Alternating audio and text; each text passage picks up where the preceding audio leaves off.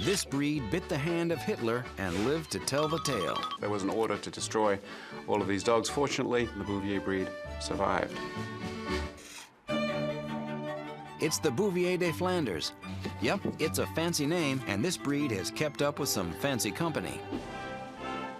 President Reagan did have a Bouvier. Jackie O had one of these dogs as a child. Her maiden name, after all, was Bouvier.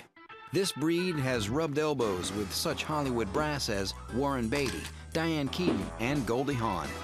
Bouviers might have a white-collar name, but it's a blue-collar dog. Bouvier actually means cow chasing in French.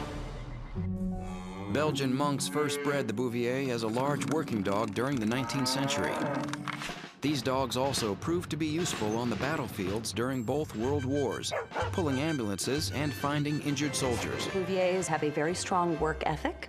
You won't see these canines on the battlefield anymore, but if you do happen to spot one, there are a few telltale features that you can't miss. First is this pooch's distinctive facial hair. They have this sort of mustache and long beard arrangement.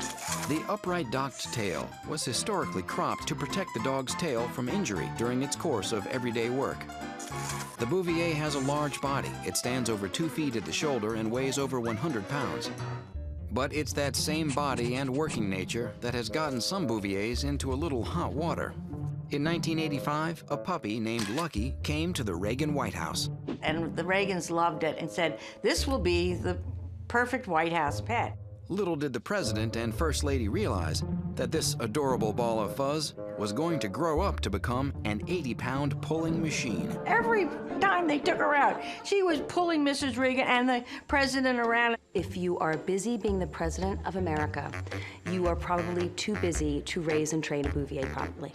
Lucky's most infamous pulling incident, tugging President Reagan across the White House lawn in front of Prime Minister Margaret Thatcher.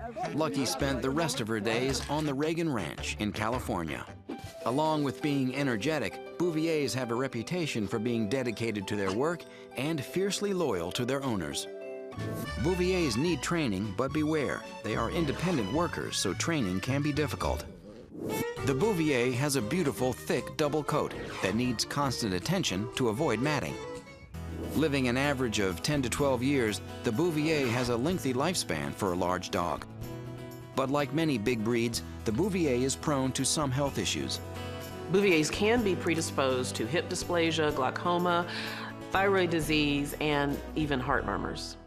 The Bouvier is a working dog with lots of energy, so apartment life is not an option. The Bouvier is not for the novice, and due to its protective nature, might be a little standoffish with strangers. It probably wouldn't be the best dog if you're a first-time dog owner. So for the most part, the Bouvier de Flandres is a working dog that needs space to explore. They live a long time, but like most large breeds, have some health issues. Brushing 3 times a week and frequent visits to the groomer are a must. Training can be tough, so be diligent and start early. The Bouvier is a serious dog for a serious owner. If you're willing to put in the time, the Bouvier de Flandres will be a loyal, protective friend for life.